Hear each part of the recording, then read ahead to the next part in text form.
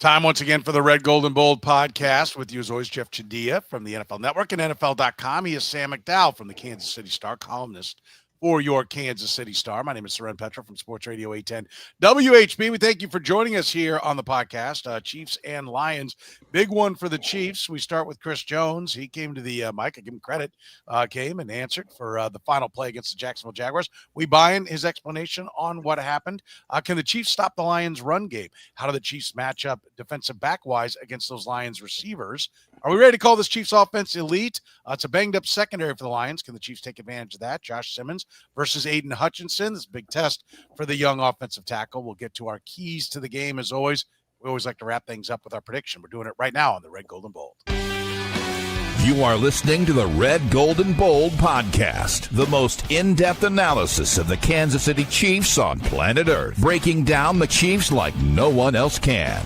Red, Gold, and Bold is hosted by Jeff Chadiha, Sam McDowell, and Soren Petro. Jeff Chadiha is a senior columnist and on-air personality for the NFL Network and NFL.com. Sam McDowell is a columnist for the Kansas City Star. Soren Petro is the afternoon drive host of the program on Sports Radio 810 WHB in Kansas City.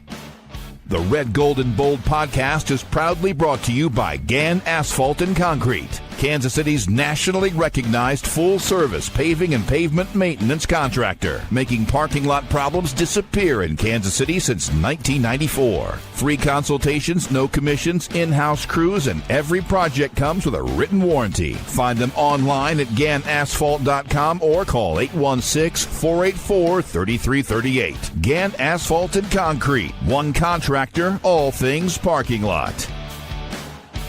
Now, here are the hosts of the Best Chiefs podcast, Jeff Chadiha, Sam McDowell, and Soren Petro.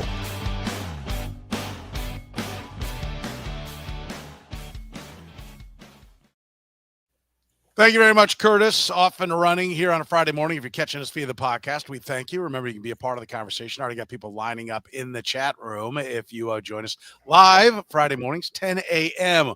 when we get to our game preview. Before we get into that, let's start with Chris Jones. Sam, you were out there on Thursday. I was out there. First of all, I'll be honest with you. I was a little surprised he was there. I thought we'd get some kind of hubbub that he wouldn't come out, so I do want to give him credit. It was not his finest day yet. There he was at the podium answering the questions and said he just can't quit on the play. Can't think it's over. Thought the play was over. Simple as that. Steve Spagnuolo said they're moving on. Andy Reid said they're moving on. They've done everything they can to try to downplay this. Are you buying the story we're hearing? And is it just water under the bridge?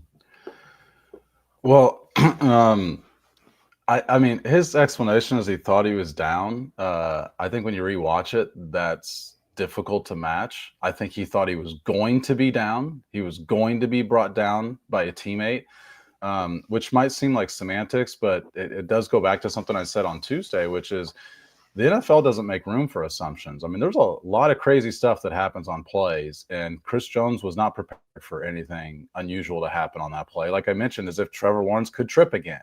He could fumble going into the end zone. And my point in saying that is this could have been a lot more embarrassing of a clip for Chris Jones if Trevor Lawrence had fumbled and then Chris Jones isn't in the vicinity because of that. You're right that he did say that he made a mistake on that play. But let me ask you guys this. Is this the first time that you guys have seen a clip where it appears that Chris Jones is loafing on a play? Absolutely not. There are numerous plays. I've said it that he gets double teamed. He checks out. He's done. There's no fighting through the double team. It's like I took up two guys. I did my part, which is still a valuable asset, but you could keep trying. No, all the time we see him. He's joked about it, about Joe Cullen getting on him about loafing. I mean, no, it's a chronic problem. Yeah. So I think this is the first time it's drawn this sort of attention. I understand this is the game-winning play, but for me, there's another reason why it's drawing this kind of attention. And it's because the other 43 snaps he's played, he's not popping on that film.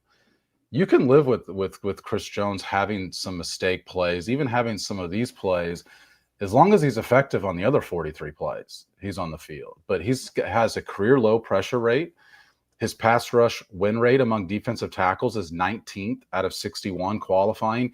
He's never been, in the last 6 years, he's never been worse than 4th He's 19th right now. So he's a better than average defensive tackle. The Chiefs aren't paying him to be a better than average defensive tackle. They're not dependent on him just being a better than average defensive tackle. They have been top half of the league in points against on all 6 of those years that Chris Jones has been really, truly elite. Like, this defense relies on him. And you've got, George Karlaftis is technically having a career year. He's 5th in the NFL in pressure rate. I think the reason it seems like he's quietly having that career year is because Chris Jones has been more quiet. Chris Jones is more disruptive. I think Karlaftis would have 5 or 6 sacks right now based on how disruptive he's been. So I just think everything goes as Chris Jones goes. And those are, to me, actually the Chris Jones plays we should be talking about. Is why isn't he more effective on the other plays? I think, and you made I think you just kind of you said they're not dependent. They are dependent on him being better than that, right? That's yeah. Just to be clear, and yeah, I agree. I think Sam laid it out beautifully, Jeff. And to his point about the loafing, I know this may not be the best day to bring up Jalen Hurts as a positive after the way things went yesterday for him.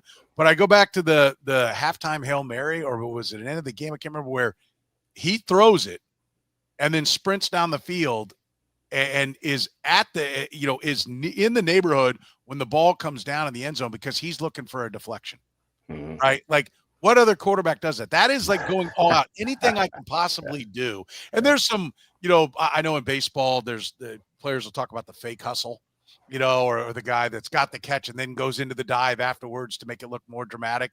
There are elements of that, but it's just like, there is the extreme of doing literally everything you can. And then there's the bare minimum. And he's always been a bare minimum guy. And so he gives this explanation yesterday. Sam asked, did you have to talk to your teammates? Which I thought was a great question. Yeah.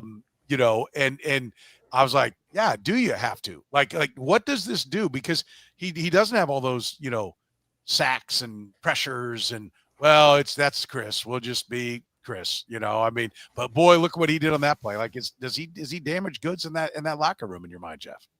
I wouldn't go that far. I never know what's in the minds of players and teammates. I will say somebody on this podcast made a bold and daring prediction about Chris Jones that is pretty smart. You're looking good, man. You might call it too bold and too daring. But no, the problem, I said on Tuesday in our podcast, is that the problem with guys like Chris Jones, as talented he is, and he's a Hall of Fame guy.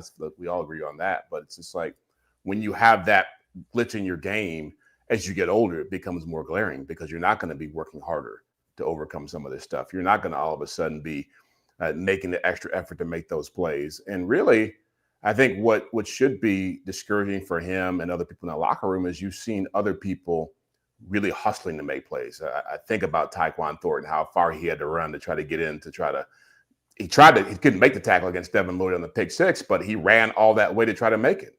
I think about Patrick Mahomes running over when he threw the pass to Pacheco against the Giants, and he might not get to that play, but he's going to try and make it, and he made it, and it prevented a touchdown from happening. I think about George Karlaftis last year in the AFC Championship game, running over to make a tackle that set up the game-deciding play. If he doesn't do that. And so there's plenty of examples that Chris Jones can look to see what can happen if you make the effort. But I do think that part of that, as Soren said, is that, he's gotten away with a lot of this stuff for a long period of time because he's been talented enough to do it. But the problem is maybe we have to accept that he's not as talented enough to get away with it anymore or to be a difference maker in those downs that Sam's talking about week in and week out. And maybe he needs to know that because he's always been able to turn it on when he wants to. Anybody think we're going to see anything different from him? You think you're going to see a guy that now goes all the way to the whistle all the time, or do you think you're going to see the same guy? I think that there is probably a medium between these two things. I mean, that play is the extreme. I mean, I understand the fact that he's out there more than defensive tackles are out there. I mean, that needs to be something that's mentioned. He plays 80% of the snaps, which is a lot for a defensive tackle. But if he's in any sort of position where, like, that's the effort you get on a play, then he can't be on the field for that snap. He's not prepared to be on the field for that snap. Yeah. Jeff, you think we're going to see any kind of change in who Chris Jones is on the field? No, I think this deal this fate was sealed when he signed that big deal. When they decided you were a critical piece to us getting a three-peat. We can't live without you. And again, I don't think Chris Jones is like one of those guys like a Chester McLaughlin type dude. Remember back in the day, Chester McLaughlin was like never really playing hard. It was always a pain in the butt. I don't think he's that kind of personality. But I do think because of the way he plays and the things he does, and it's really more about what they ask of him. That's the thing here. If you had other players who could step it up, that's why I always say this defense is not elite to me, because you don't have enough guys who have that ability to make up for what he does. Like, he shouldn't be able to dictate how much a defense changes based on his mere presence, but he does. And he's had 2 moments and 3 losses that he's played a huge role in. And like Sam said, you're not paying him to beat. You're paying him to get the opposite of that. Yeah. It is. He's supposed to be a game wrecker, and he hasn't been wrecking the games, and that's what makes it for the wrong people. Yeah, I mean, something I phrased at my column yesterday was like, Chris Jones is a player who's been good enough to cover mistakes. Like, when your back end against the 49ers in that Super Bowl is giving up 2 touchdowns, Chris Jones is right there in Brock Purdy's face to prevent those 2 touchdowns from happening. Like, he covers mistakes, but some of those mistakes have been his own. We don't talk about the rest of his mistakes because he's so good throughout the rest of the game. When he's not as good throughout the rest of the game, here we are talking about those end of the game plays. Yeah, I agree. We'll take a quick break here. We want to get into the matchups of this game. It is a big game, to say the very least, with the Detroit Lions. We're going to talk about the defensive backs of the Kansas City Chiefs going up against those Lions receivers, the Lions DBs against the Chiefs wide receivers. And I agree with Jeff. I'll back off the elite on the defensive side, but we'll get into the offense elite. We'll do that right after you hear from our friends at Gann Asphalt and Concrete. Gann Asphalt and Concrete, proudly serving the greater Kansas City area. Nationally recognized full-service paving and pavement maintenance contractor. Locally owned and making parking lot problems disappear in Kansas City since 1994. Let Gann educate you about the most cost-effective way to solve your parking lot problems. Free consultations, no commissions, in-house crews. Every project comes with a written warning. Gann Asphalt keeps your parking lot safer and helps you and your business avoid unnecessary delays and costly expenses. Find Gann online at GannAsphalt.com or call 816-484-3338. Gann Asphalt and Concrete. One contractor, all things parking lot. Northland Injury Law, Kansas City's Google 5-star rated personal injury lawyers, serving KC for more than 40 years, voted Kansas City's #1 accident lawyers, helping people with serious injuries from car accidents, work accidents, falls, and other personal injuries. Northland Injury Law doesn't get paid unless they get money for their client. Don't wait, get compensated now. If you have a case, text HURT to 22222. That's HURT to 22222, or call 816-400-HURT. That's 816-400-4878. The choice of a lawyer is an important one and should not be based solely upon advertisements. Let's get into the actual ball game. Lions are going to run the ball. You just call this defense not elite, and they gave a good reason for it. I think they're pretty good, but not elite. I don't think we need to argue that point right now. But if they can shut down this Lions offense, we may have a different tune. Can they stop this run game of the Detroit Lions, Jeff? It's going to be hard because the pass game of the Lions is so good. And what makes the Lions so tough is that they've got a double-edged sword to hit you with in every game. And you've seen that. Now, you can question who they've played against. They haven't played the greatest competition since the Packers, but the Browns have a legit defense. And the Browns are really good defensively. And they gave them, 35, 40 points. So, I mean, they've been averaging 40 points a game the last 4 games. I think all the questions about Ben Johnson's departure have been silenced by what John Morton's been able to do. And it's because they've got good talent. I mean, they've subbed out 3 offensive linemen in the interior. They found a way to make that work now. Amon-RaSt.Brown, Jamison Williams. You got the deep threat and underneath guy. You got Sam Laporta, tight end. It's like I think the run game is going to be where this game is decided, because I do see, one, their ability to run the football consistently. They're committed to it. It can. You talk about as explosive as the Chiefs' offense has been, it can't be explosive if it's not on the field. And the way the Lions are playing defense, I imagine that Dan Campbell's going to come in here and try to get to about 35, 38 minutes time of possession. So I do see a lot of handoffs. I do see a lot of underneath stuff to Jahmyr Gibbs, which is going to put some pressure on Nick Bolton and those guys to cover. And the Lions are going to make it really hard on this defense. I think Jeff makes a good point, Sam, about their commitment to the run. It gets easier to commit to the run, and we've talked about it. If you have a running back that's averaging 4.8 yards a carry, it's not 4.8, 4.8, 4.8, 4.8. It might be 7, 1, 2. You can have a couple of those where you get behind the chains a little bit, and then you pop one big one. But when you have a coach that's prepared to go for it on 4th and 1, 4th and 2, 4th and 3, 4th and 4, those run plays are still part of the equation, because 3rd and 7 doesn't necessarily mean, oh, we got to go get it.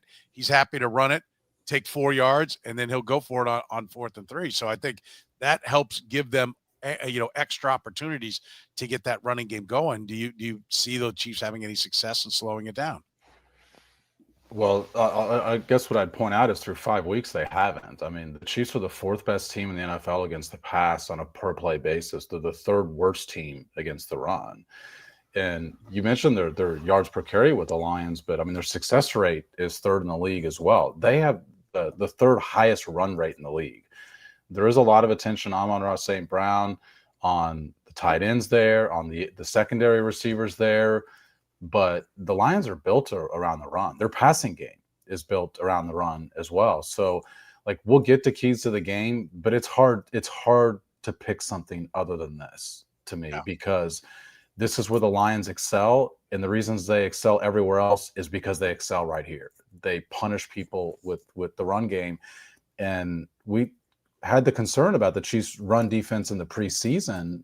There's been nothing that's silenced that concern through 5 weeks. And they were really good last year against the run. Big difference. I don't know if you remember who was president of the Mike Pennell fan club. Mike Pennell's, graded in the 70s amongst the interior defensive tackles, but he made a difference for this team. I mean, Derek Nottie is not, and that's a problem. He's not making up for that? I thought Nottie was making up for that. You know who's president of the Derek Nottie club?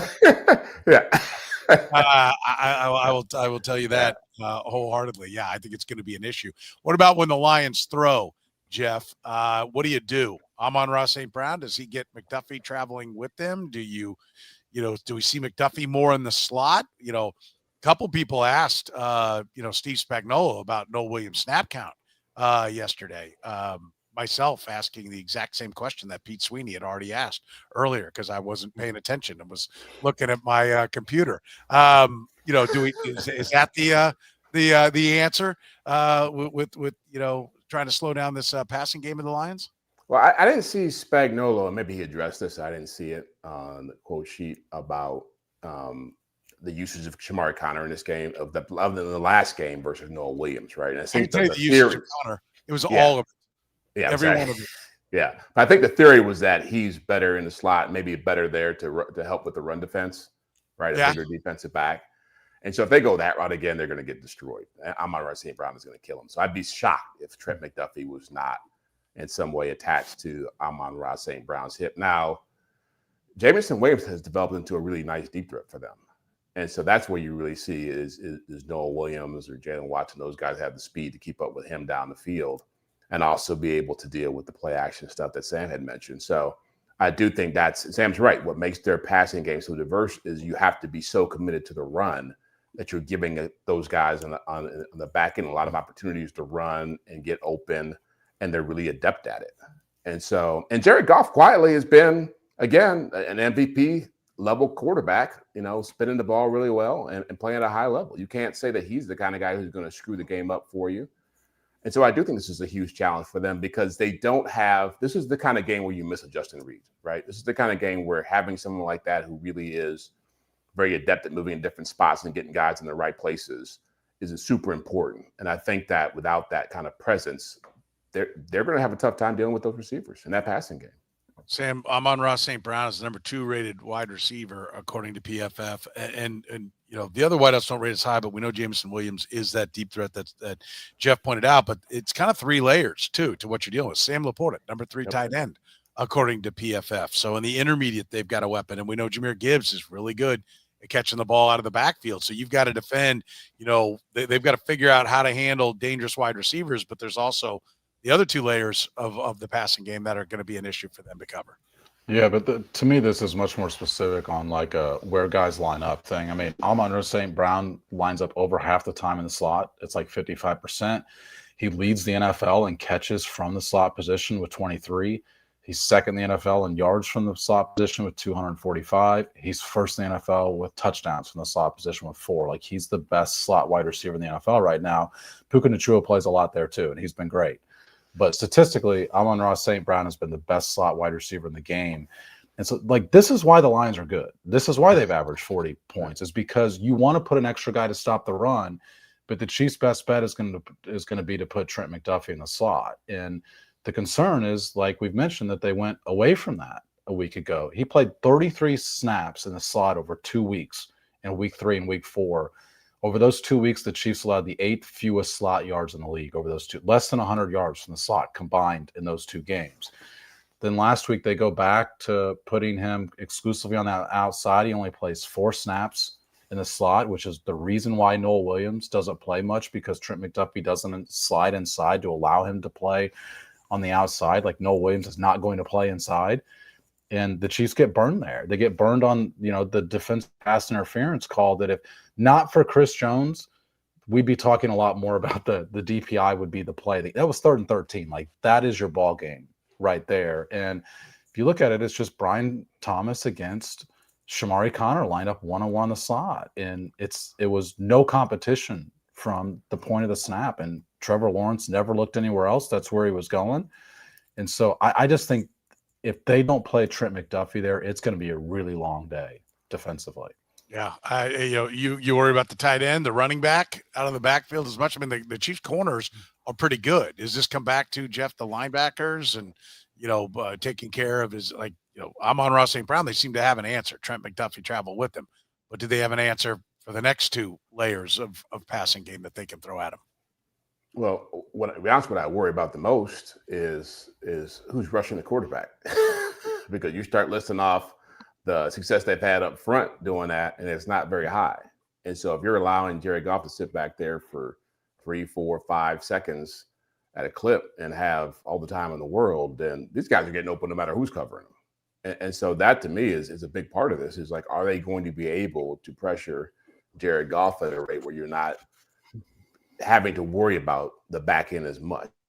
And, can they get them into those long yard situations? Where the run game means so much to Detroit is that they're rarely do you see them in 3rd and 9, or 2nd and 11, where so Spagnuolo being able to get after the quarterback becomes a lot less of a factor in this kind of a game. And so that's also part, aside from the run game, that's also part of it. Can the Lions be fortunate in situations where it's easier for Spagnuolo to bring pressure? Because if he's not bringing pressure, I don't know how they really rattle Jared Goff and take away these receivers. Yeah, I think. Go ahead, Sam. Well, just you mentioned the tight ends, Soren. I mean, that's absolutely a major part of the Lions game. I just wanted to point out that the Chiefs have defended tight ends a lot better this year. They've allowed the 5th fewest yards in the NFL to tight ends this year. And one thing we haven't talked about is a guy that Jeff and I have criticized a lot is having a really good year. That's Brian Cook. And he has somehow this week gotten lumped into the Shamari Connor thing, which has been baffling to me, because Cook's played the best football of his life through these 5 weeks. Like, this is the Brian Cook they need. And it's one of the reasons that tight ends, he's not the only guy guarding tight ends, but he is one of them. And tight ends have not burned them at the rate that they burned them a year ago. Brian Cook, the 11th rated according to PFF safety. Night and day, his performance this year from last year. I think that's a great point, Sam, that you make. We want to get into the Chiefs' offense, how they match up with this Lions defense. We'll do it after you hear from our friends at Northland Injury Law. Northland Injury Law, Kansas City's Google 5-star rated personal injury lawyers, serving KC for more than 40 years, voted Kansas City's #1 accident lawyers, helping people with serious injuries from car accidents, work accidents, falls, and other personal injuries. Northland Injury Law doesn't get paid unless they get money for their client. Don't wait. Get compensated now. If you have a case, text HURT to 22222. That's HURT to 22222. Or call 816-400-HURT. That's 816-400-4878. The choice of a lawyer is an important one and should not be based solely upon advertisements. Gann Asphalt and Concrete, proudly serving the greater Kansas City area. Nationally recognized full-service paving and pavement maintenance contractor. Locally owned and making parking lot problems disappear in Kansas City since 1994. Let Gann educate you about the most cost-effective way to solve your parking lot problems. With free consultations, no commissions, in-house crews, and every project comes with a written warranty, Gann Asphalt keeps your parking lot safer and helps you and your business avoid unnecessary delays and costly expenses. Find Gann online at GannAsphalt.com or call 816-484-3338. Gann Asphalt and Concrete. One contractor, all things parking lot. Let's talk about the offensive side of the ball, Sam. Do you believe that this is now an elite offense for the Kansas City Chiefs, or are we still one game away and needing Rashee Rice to be back in the equation to call them that? No, I mean, I do. I mean, I think you guys know where I stand on this one after last week's game, but their most total yards they'd had in 2 years, the most yards per play they'd had in 3 years. And the Jaguars defense have been playing pretty good football over the first month of the season. So I think your question, Stern, is certainly whether or not this will stick around. But I do know this team has a ceiling that the last 2 years literally did not produce. And they're about to get their best weapon back. So, yeah, I do think this offense is elite. I think part of being – and I think this has always been Jeff's hesitation to call the Chiefs defense elite, is because I think part of being elite is being consistent. And that's the question that I think the Chiefs still have to answer for whether or not they are an elite offense is, can you do it every week? Can you do it in the games you're going to need it? Because we'll get to our predictions, but I think the one thing that's safe to say for all of us is this is a game they're going to need their offense to be elite, because this is a really tough matchup for their defense. Yeah, for sure. What do you think? Where are you, Jeff, on this offense? And, now what it looks like it's rounding into, where it's going to rank amongst the best offenses in football? I think Sam's right. I think that they have the potential to be elite. I think they have to do it week in and week out. I'll say I think the passing game is becoming elite. Now, what the run game becomes will determine, I think, the ceiling for this offense, because sooner or later, you're going to see defenses adjust to this, and they're going to start saying, okay, Tyquan Thornton is a real weapon. I think that we weren't respecting him before. Now we have to address that.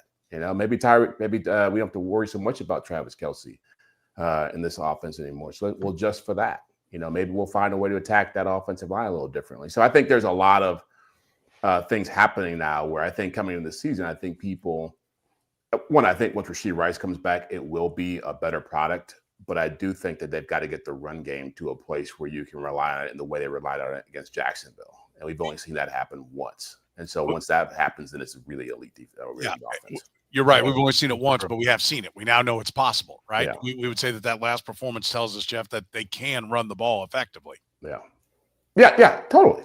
Yeah, but it's one game, and I think Jacksonville's missing a Trayvon Walker, right? And so they were hurt up front, and so their best games have come with teams having injuries up front. And so, again, they're going in the right direction, and I think I've been impressed by what I've seen. I wouldn't be surprised if they are a top 5 offense by the end, but I think that's the big thing I'm waiting to see, is that run game really legitimate. Yeah, Sam, what is the ceiling in your mind? Is it the best offense in football? Is it top 5, top 10? What do you think the ceiling is now as you look at it? I think their ceiling is the best offense in football, but would I predict that? No, but I would predict a top 5 offense with Rashee Rice coming back. Like, I recognize that other teams have been missing guys. Jeff's right about that, but Rashee Rice is a gigantic absence. Like, he is the best weapon this offense has. And so for them to put up 476 yards without him, almost 8 yards per play, and now they're about to add him back next week. Yeah, I mean, I think their ceiling is to be as good as anybody. But like I said, I mean, to do that, you've got to be consistent. You can't have weeks where you're putting up 290 yards in a game. Jeff, this week they get a secondary of the Lions that's banged up, going to be missing one of their top corners. I mean, do the Lions have an issue? Do they have a problem? We talk about the Chiefs trying to stop the running game. Do they have an issue trying to stop the Chiefs passing game? Yeah, I mean, look at what happened to the Ravens, with their secondary being banged up. So, yeah, it would be discouraging if this was not a big passing day for the Chiefs. And I know the Lions are going to play differently. They're usually a heavy man-to-man team, and they want to get after you and suffocate you with that kind of coverage. You can't really play that when you're missing, Terrion Arnold and Ennis Rakestraw's out for the season, DJ Reed and Brian Branch and the safeties, Brian Branch and Kerry Joseph are banged up. So I do think there's a lot of opportunities there for the Chiefs to make hay, and I'll be curious to see how the Lions defend that. But yeah, they should be up and down the field in much the same way we saw against Jacksonville. This should be a shootout just for that reason. Should be no excuses, right, for the passing game, Sam, even without Rashee Rice, with what they showed against Jacksonville and what the Lions are going to bring into this game. Patrick Mahomes should have some success today or Sunday. Yeah, I mean, the Lions have been pretty good defensively this year, but the place that they've been most susceptible is the explosive play. They've had the 5th highest explosive play rate allowed in the NFL. There's no team that has faced more deep shots against them than the Lions. They haven't allowed the most conversions on those, but they've allowed the most attempts. And this Chiefs team is much better positioned to take advantage of that than the last 2 years have been, because you look at the numbers, like Patrick Mahomes is finally pulling the trigger on these deep shots again. And they haven't been the most successful team with them, but I think the willingness to do that has opened things up. It's one of the reasons that I think we're seeing more effective passing game, is because he's throwing the ball deep again, and teams feel like they have to guard the entire field. Yeah, for sure. And one of the ways he's going to get the ball down the field is if they protect him, Jeff. Like Aidan Hutchinson is a handful.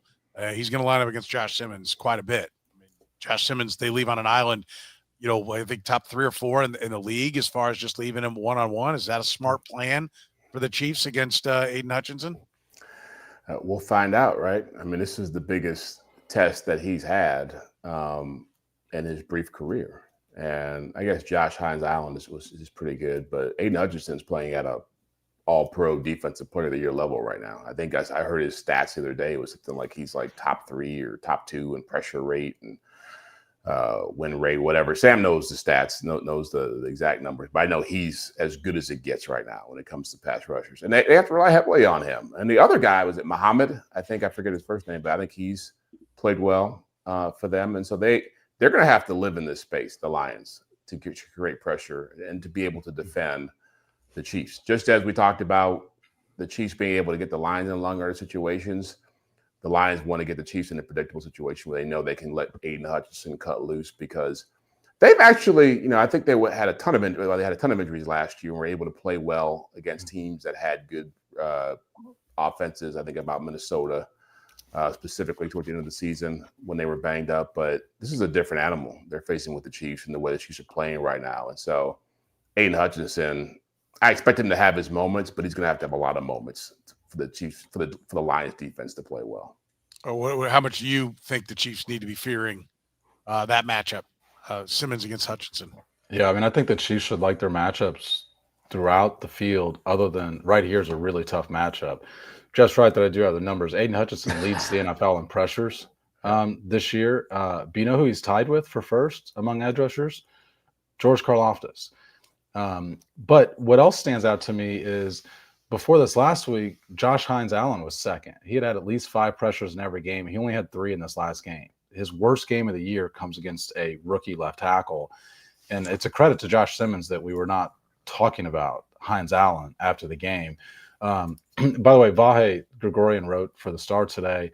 It's ironic because Sunday is the 1-year anniversary of Josh Simmons getting hurt a year ago with the patellar injury. The whole reason he's in Kansas City, really, and this is like his greeting on this anniversary, is the hardest matchup in the league to me. I think Josh Allen has been really good. Josh Simmons has been really good for a rookie, but I think he's also been pretty good for a non-rookie. And this has been proof of what we've been talking about, which is you don't need elite play at left tackle for this offense to be good. You need competent play to be good offensively. And what we've seen is that the quarterback adjusts to this pressure much better, which I had mentioned as, a rationale for maybe not giving Trey Smith as much money, is because he operates much better with the interior pressure than he does with the tackles. And we've seen his pressure to sack ratio go right back down to its norms after he was always in that 10 to 12% range on pressure to sack ratio. How many of his pressures wind up being sacks? Last year, it darted up to 18.5%. That's because he can't see the pressure coming from left tackle. This year, he's back down to 10.5%, where his career norm is. And I think that's as much him. I think it's Josh Simmons is the reason for that. Yeah, I think that's a great point. I mean, they are going to have to make sure that they've accounted for Aidan Hutchinson on every play. I think it'll be interesting. Do they move Aidan Hutchinson around? Is that something they try to do? Yeah. Try to get different looks. I mean, like maybe, and I'm interested in that just because it'll mean that, okay, Josh Simmons is really making a name for himself. If you're like, okay, we don't want to line our guy up here, then you're saying, well, we don't want to mess with that guy. That's you mentioned, good for a rookie. That's good overall when you say we want to give our guy a better shot over here on a lesser on a lesser blocker. So I do think that's going to be a lot of fun to see how they match up with Aidan Hutchinson. So we'll see. All right, how about keys to the game, Jeff? What's the key to a Chiefs victory? Well, first of all, I think we all agree it's stopping the Lions' run game. Trying to find an answer for that first and foremost. If they get David Montgomery and Jahmyr Gibbs going, it's going to be a long day, both on the ground and with Jared Goff and play action. I think that will allow the Lions to play the pace they want to play. They got to slow the Lions down early, again, because they're so explosive. I'm sure that Dan Campbell's going to come out here knowing, hey, okay, I've got a diminished secondary. Let's jump on these guys fast. Let's take chances on fourth down. The Chiefs have to match that. And then the Chiefs have to be early lead, get off to a fast start, and avoid those mistakes they've been making that have been killing themselves. As much as we're talking about their offense, and it's been great, I think sometimes there's a desire to talk about the offense. I think the offense coming around means the Chiefs are coming around. And they have other issues that they got to get fixed, including the pass rush, special teams. Like, they cannot afford to have a ton of penalties. They can't afford special teams to be bad again. I think the offense is going to play well. It's whether the other areas live up to their expectations in this game for the Chiefs. Yeah, that's a great point. Sam, what do you see as the keys to the game? Well, I teased that I'd be coming back to the running game because, everything that the Lions do to me is built off their running game. On a per-play basis, this is the most effective play-action team in the league. And there's a reason for that. It's because you run the ball really well. They get the most yards after catch of any team who runs play-action in the league. They line up under center more than any team in the league. They're really good with motion. And so to me, this is a big-time Nick Bolton game. He's going to have to be somebody who recognizes what he sees. That is his strength. Even we criticize him in coverage. He's terrific at recognition. And the Chiefs are going to have to recognize quickly because the Lions' whole offense is built around fooling you. And it's difficult to tell what's coming, a run or a pass. And the Chiefs did not handle this well in the first team that did this, which was the Chargers. This was why they struggled against the Chargers passing game, is play action killed them almost 200 yards in that game. So Jeff mentioned this earlier. It's hard to figure how this game doesn't wind up being a shootout. I'm trying to figure out what goes wrong to prevent this game from having a lot of points. Yeah, I'm with you. I do think that both offenses are going to have their day. I think, turnovers are going to be a big part of it. That's going to be big. I think it's also going to be one of the keys to the game. I think is Andy Reid has to match Dan Campbell on the aggressiveness when it comes to whether it's Dan Campbell being aggressive in special teams. Dave Tobe made it pretty clear they're on alert for everything. Fake punts, fake field goals. They got beat on a fake punt last time by the Lions. So he said, oh, we were looking for it. We knew they were going to do something. We just didn't think they'd do it there. Well, then you weren't ready for it. Okay. I mean, that's not being ready. That's Dan Campbell. He will put his foot on the gas at any time. And I think it's going to be important for them to be ready for special teams. I think that's probably unlikely this time because they know that's fresh in their memory. But Dan Campbell, Steve Spagnuolo is going to have to be ready that they're going to go for it on fourth down at times that they don't think. Right. I think he'll look at that chart. The fourth down chart's more aggressive than anybody uses it in the NFL, and Dan Campbell might be the one to do it. He saw what the Chiefs did offensively, and he may be saying, okay, here's the plan. We don't have 15 on the field. We got to go back to that mindset here. Yep. I think Andy Reid better be ready. His 4th and 1 or 4th and 2 at the Lions 46 is an automatic go for it. He can't be screwing around giving the ball back to eat the running game of the Lions all day. I think that's going to be big. Predictions, Jeff, what do you got? Oh, man, I can't go home if I pick against the Lions. So, hometown team there. But I would have picked them anyway if I wasn't from Michigan. They're the best team in football right now. Even with the defensive issues they have, their offense is better than the Chiefs' offense. And I like them 38-35.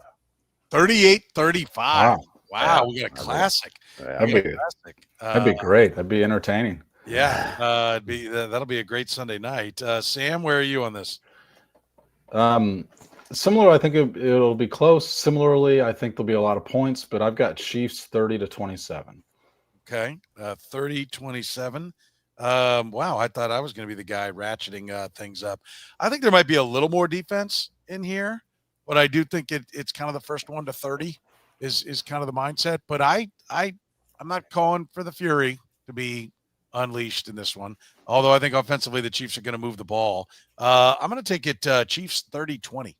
I think when they're favored for a reason, and I do think that they're going to be able to really get it going in the passing game. And I think if they can play from in front, I think they've had a lot of things, just bad luck go against them. And they're due for that because they had a lot of things go their way last year. So I still think there's going to be some unlucky bounces that come their way, but they don't just happen week after week after week after week. They're due for a couple things to go their way. And I think if the passing game is what it is and a few things go their way, they're going to be tough to beat. I think it's going to be tough to beat them in Arrowhead in this situation. Back against the wall, I like the Chiefs. 30-20, Chiefs get the win. Listen, you can always support the Red, Gold, and Bold podcast by supporting our great sponsors. Our friends at Gann Asphalt and Concrete. Listen, seal coating, if you need it done, the cool weather is arriving. We got it. We saw the temperatures drop. Pretty soon it'll be too cold to do that. Get with Gann right now with free consultations, no commissions, in-house crews. Every project comes with a written warranty. One contractor, all things parking lots. Schedule right now. Weekends are booking up fast. Go to GannAsphalt.com or call 816-484-3338. And our friends at Northland Injury Law voted Kansas City's #1 accident lawyers, whether you've been hurt in a fall, maybe an accident on the roads, whatever it might be. Northland Injury Law can help you out. They don't get paid unless they get money for their clients. Don't wait. If you have a case, text HURT to 22222 or call 816-400-HURT. For Jeff Chadiha from the NFL Network and NFL.com, Sam McDowell for the Kansas City Star, I'm Soren Petro saying thank you very much for joining us here on the Red, Gold, and Bold podcast.